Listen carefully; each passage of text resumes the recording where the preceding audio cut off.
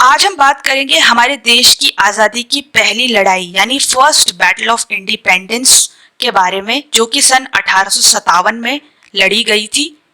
और इसे हालांकि अंग्रेज़ों ने सेपॉइज म्यूटिनी का नाम दिया था, लेकिन क्या आप मुझे बता सकते हैं कि फर्स्ट बैटल ऑफ इंडिपेंडेंस इसे किसने कहा था?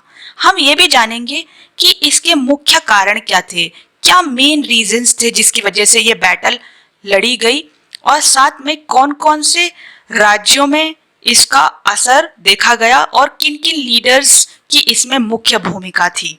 देखो, अंग्रेजों का जो मेजर एम था हमारे देश में रूल करने का, वो ये था कि हम ज़्यादा से ज़्यादा ट्रेड कर सकें और देश के एडमिनिस्ट्रेशन को कंट्रोल कर सकें। देखो, उस टाइम पे छोटे छोटे राज्य हुआ करते थे जिनमें कुछ किंग्स रूल करते थे, बट सिमिलैरिटी ये थी, मोस्टली रूलर्स में सिमिलैरिटी ये थी कि वो एक कल्चर को फॉलो करते थे, मोस्टली हिंदू धर्म, हिंदू कल्चर को फॉलो किया करते थे।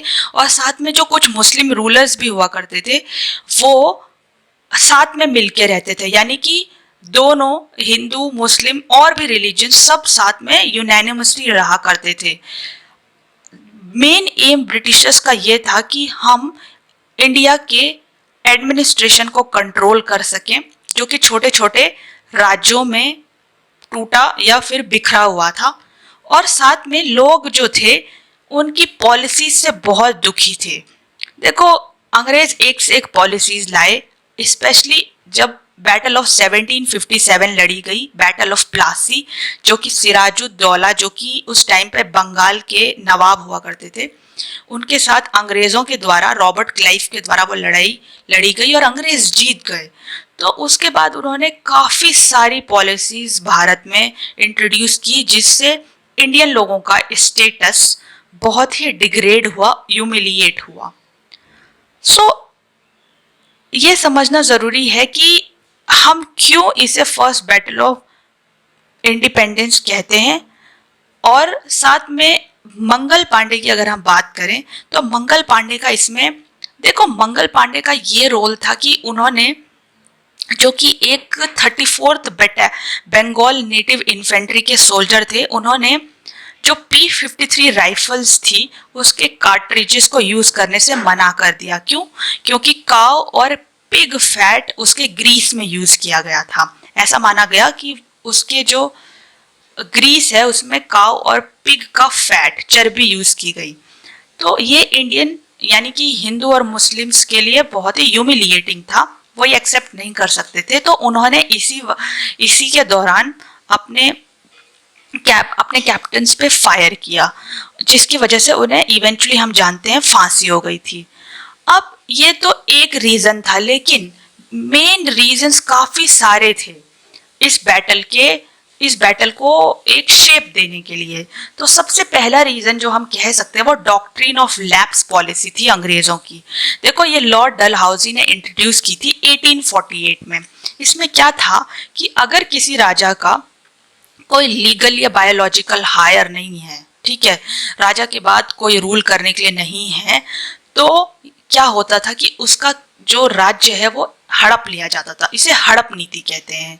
तो इसके अंडर सतारा जो था वो पहला ऐसा राज्य बना जो आपका एनेक्स किया गया, राइट। उसके बाद और भी काफी सारे राज्य, जैसे झांसी की अगर हम बात कर लें तो उसमें बैटल ऑफ जो रानी लक्ष्मीबाई ने जो लड़ाई लड़ी उसके बारे में हम सब जानते ही हैं, हालांकि इवेंचुअली उन्हें हार का सामना करना पड़ा। उसके बाद मिलिट्री पॉलिसीज जो थी अंग्रेजों की, देखो होता क्या था कि उनकी जो पॉलिसीज थी मिलिट्री की, उसमें एक इंडियन सोल्जर को और एक ब्रिटिश सोल्जर को सेम सैलरीज नहीं दी जाती थी, इरेस्पेक्टिव कि उनकी रैंक सेम होती थी। मतलब रैंक सेम होने के बाद भी सेम सैलरी नहीं दी जाती थी।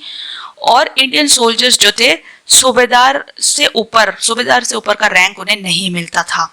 ऑल्सो डबल भत्ता सिस्टम था, यानी कि अगर कोई बाहर की कंट्रीज में लड़ने के लिए जा रहे हैं इंडियन सोल्जर्स और ब्रिटिश सोल्जर्स, तो अंग्रेजों को तो डबल भत्ता मिलता था, लेकिन इंडियंस को कुछ नहीं मिलता था। तो बहुत ही ज़्यादा डिस्क्रिमिनेशन था उनकी मिलिट्री पॉलिसीज में भी, राइट। अब नेक्स्ट चीज जो थी वो थी एक सब्सिडरी अलायंस की एक पॉलिसी जो कि लॉर्ड वीजली द्वारा इंट्रोड्यूस की गई थी। इसमें क्या था, जो कि 1804 में बेसिकली आई थी। इसमें उन्होंने क्या बोला, जो भी छोटे छोटे राज्य रूल करते थे उस टाइम पे, उनको अंग्रेजों ने, ईस्ट इंडिया कंपनी ने बोला कि आप हमारी परमिशन के बिना किसी पड़ोसी राज्य के साथ कोई ट्रीटी साइन नहीं कर सकते अपनी मर्जी से, राइट। तो परमिशन लेनी पड़ेगी अंग्रेजों की, और साथ साथ में आप एक आर्मी मेंटेन नहीं कर सकते अपनी सुरक्षा के लिए, यानी कि आपको जो स्टैंडिंग आर्मी है हम प्रोवाइड कराएंगे, यानी अंग्रेज हम प्रोवाइड कराएंगे हम राज्यों को, राइट, प्रिंसली रूलर्स को स्टैंडिंग आर्मी, ओके, जिससे उनकी प्रोटेक्शन होगी। अब इसका ज्यादातर राज्यों ने समर्थन किया, क्योंकि उस टाइम पे बेसिकली मराठा एम्पायर बहुत वीक हो चुका था इंडिया में, और इसमें बहुत लोगों ने, बहुत राज्यों ने इसमें संधि की, क्योंकि उनको सिक्योरिटी मिल रही थी अंग्रेजों के द्वारा नेबर्स जो अटैक करते थे उस टाइम पे उनके थ्रू, राइट। सो इन्होंने राज्यों ने, छोटे छोटे राज्यों ने सब्सिडरी अलायंस को, संधि वार्ता को एक्सेप्ट किया, राइट। और इसके फर्स्ट किंग जिन्होंने इसको साइन किया था वो किंग ऑफ हैदराबाद थे। अब एक और चीज थी टैक्सेशन पॉलिसीज। देखो हम सब जानते हैं कि अंग्रेजों ने टैक्सेशन पॉलिसी हमारे देश में अपनाई थी, हर भाग के लिए, चाहे पूर्वी, पश्चिमी, दक्षिणी, उत्तरी दक्षिणी भाग के लिए अलग अलग पॉलिसीज टैक्स की अपनाई थी, मतलब टैक्स लिया करते थे। तो देश जमींदारी सिस्टम में बटा हुआ था, रियोतवाड़ी सिस्टम में बटा हुआ था, महलवाड़ी सिस्टम में बटा हुआ था, राइट। तो बहुत ज्यादा टैक्स अंग्रेज हमसे लिया करते थे, जिसकी वजह से जो एक कारण था बैटल ऑफ 1857 का। तो हमने क्या समझा कि हालांकि मंगल पांडे का भी एक बहुत बड़ा रोल रहा है इसमें, उनसे शुरुआत हुई थी, लेकिन बहुत सारी ऐसी अंग्रेजों की पॉलिसीज थी, चाहे वो हम हड़प नीति की बात कर लें, सब्सिडरी अलायंस की, या फिर आपकी टैक्सेशन पॉलिसीज की बात कर लें, तो मिलिट्री पॉलिसीज, तो इन कारणों की वजह से भी लोग बहुत ज़्यादा अनहैप्पी थे, और ये जो विद्रोह है इसने इसीलिए ये रूप धारण किया, एक विद्रोह, एक बैटल जो है वो हमें देखने को मिली। अब इसमें जो मेजर स्टेट्स इन्वॉल्व थे, देखो नॉर्दर्न इंडिया का जो पार्ट था वो बेसिकली प्रीडोमिनेंटली इसमें इन्वॉल्व था, नॉर्थ इंडिया का पार्ट था, और उसमें भी यूपी वाला हिस्सा, बिहार वाला हिस्सा सबसे ज्यादा था। तो यूपी में देखो यूनाइटेड प्रोविंस उस टाइम पे यूपी को कहा जाता था, और अवध और बुंदेलखंड ये सबसे इफेक्टेड एरिया थे। अब जब मंगल पांडे को फांसी हो गई थी 8 अप्रैल 1857 में, क्योंकि उन्होंने अपने कैप्टन बेग और कैप्टन हैरेसी के ऊपर जो है शूट किया था, और ऑब्वियसली हम जानते हैं कि कार्ट्रिजेस वगैरह यूज करने से मना किया था। अब क्या हुआ इसके बाद, जो मेरठ छावनी के सोल्जर्स थे वो उन्होंने एक्चुअली एक कूच किया दिल्ली की ओर। मेरठ छावनी के जो सोल्जर थे यूपी में, यूनाइटेड प्रोविंसेस में, उन्होंने भी इस चीज को एक्सेप्ट नहीं किया, कार्टिजेस वगैरह को, और उन्होंने एक मार्च किया दिल्ली की ओर, और दिल्ली को कैप्चर कर दिया और डिक्लेयर कर दिया कि बहादुर शाह जफर जो है हमारे किंग हैं। अब एक बैटल हुई दिल्ली में, ठीक है, रेड फोर्ट के बाहर एक बहुत ही फियर्स बैटल हुई, जिसमें इंडियंस यानी कि हमारे मेरठ छावनी के सोल्जर्स और बहादुर शाह जफर हार गए। और किसकी मदद से हारे, एक्चुअली जॉन हडसन जो इस बैटल को कमांड कर रहे थे, उन्होंने पंजाब बटालियन की मदद से दिल्ली को जीत लिया, राइट। और जो बहादुर शाह जफर थे उन्हें रंगून भेज दिया गया, राइट, और उनके दोनों बेटों को मार दिया गया। अब नेक्स्ट जो रीजन था बेसिकली वो था अवध। अवध जो था एक्चुअली कैपिटल, लखनऊ की कैपिटल जो हुआ करती थी उस टाइम पे, अवध की जो कैपिटल हुआ करती थी उस टाइम पे वो लखनऊ थी, राइट। अब ये अंग्रेज जो थे वो एनेक्स करना चाहते थे, कैप्चर करना चाहते थे अवध को। क्यों? मिस रूल के एलिगेशन में, ठीक है, मिस रूल के एलिगेशन में उसको कैप्चर कर लेना चाहते थे। लेकिन बेगम हजरत महल जो कि वहाँ के जो राजा थे उसकी विडो थी, उन्होंने अपने माइनर बेटे को कादिर, बिरजिस कादिर को राजा घोषित कर दिया। अब इन्होंने भी एक लड़ाई लड़ी बहुत ही फियर्स बैटल लड़ी अंग्रेजों के साथ, ठीक है। और गोरखा रेजिमेंट की मदद से अंग्रेज के जो लीडर थे कोलिन कैंपबेल, उन्होंने इस बैटल को जीत लिया 1858 में अप्रैल में। अब जनरल हैवॉक और हेनरी लॉरेंस इस बैटल में मारे गए, राइट। तो इस बैटल में कौन मारे गए? हेनरी लॉरेंस और जनरल हैवलॉक, राइट। सो ये भी एक बहुत फियर्स बैटल था। हालांकि इसमें इवेंचुअली हमें हार का सामना करना पड़ा। उसके बाद कानपुर की जो एजिटेशन हुई थी उसको लीड कर रहे थे पेशवा नाना साहेब, और उनके जो एक्चुअली पेशवा जो नाना साहेब थे वो बाजीराव के अडॉप्टेड सन थे, राइट। तात्या टोपे और अपने सोल्जर अजीमुल्ला खान की मदद से उन्होंने ये लड़ाई लड़ी। 5 जून 1857 में शुरू हुई थी और कोलिन कैंपबेल फाइनली इस बैटल को जीत गए।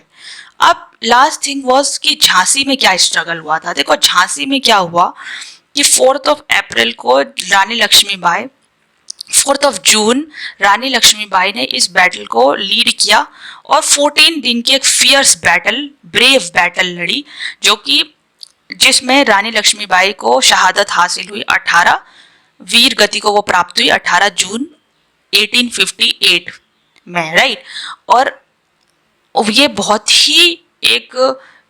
फियर्स बैटल थी बेसिकली। और जनरल ह्यूरोज जो कि इस बैटल को लीड कर रहे थे, उन्होंने रानी लक्ष्मीबाई की तारीफ में, प्रेज में ये कहा कि in the entire agitation a young man warrior was Rani Lakshmibai. मतलब उन्होंने, रानी लक्ष्मीबाई ने ऐसे लड़ाई लड़ी जैसे कोई एक यंग मैन वॉरियर लड़ता है कोई लड़ाई, राइट।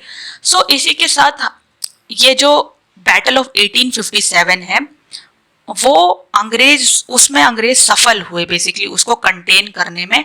लेकिन इसके बाद एक बदलाव हुआ जो कि सन 1858 में हुआ, जब ईस्ट इंडिया कंपनी जो थी उसका सारा दारोमदार जो है बेसिकली इंडिया का सारा दारोमदार जो है अब क्वीन के हाथ में चला गया। मतलब अब डायरेक्टली जो है क्वीन शासन करने लगी हमारे देश में 1857 से। तो काफ़ी सारे चेंजेस हुए।